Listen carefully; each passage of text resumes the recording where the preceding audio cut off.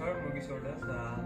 এই জটিল সন্ধিখনত মোক যিসকলে সহায় কৰিছিলে, যিসকলে মোৰ কাৰণে প্ৰে কৰিছিলে, তেখেতসকলক বহুত বহুত ধন্যবাদ। লগতে অসমবাসী ৰাইজক, অসম গভৰ্ণমেণ্টক আৰু আমাৰ শিল্পী সমাজে মোক বহুতখিনি সহায় কৰিছে। লগতে সংবাদ মাধ্যমে আৰু এটা কথা ক'ব লাগিব, মোৰ এলচিটিৰ লগত এতিয়া মই যেনেকুৱা এটা সম্বন্ধ বা সম্পৰ্ক এটা ৰাখিছোঁ, মই ভবাই নাছিলোঁ এনেকুৱা ধৰণৰ যে ট্ৰিটমেণ্ট পাম ইয়াতে।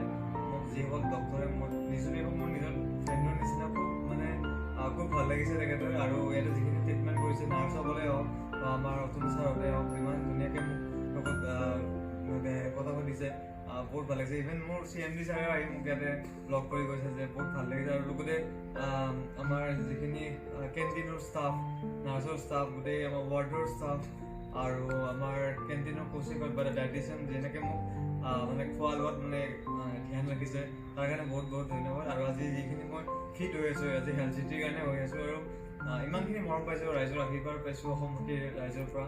চ' মই ভবাই নাছিলোঁ ইমানখিনি যাম, আৰু আশা কৰোঁ এনেকৈ মোক সহায় কৰিব, মোৰ কাৰণে প্ৰে কৰিব, যাতে মুম্বাইৰ পৰা আহি আকৌ মই আপোনালোকৰ মাজলৈ কৰ্মস্থানত উভতি আহিব পাৰোঁ।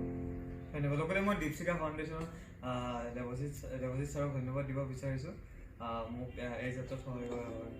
লগতে আমাৰ শিল্পী সমাজটো আছে, যতীন দা, জুবিন দা, বহুতখিনি সহায় কৰিছে, জয়ন্ত দা, আৰু বহুত নাম আছে ক'বলৈ এতিয়া দিগদাৰ হৈছে, কাৰণ সকলো সেইকাৰণে সকলোকে ধন্যবাদ।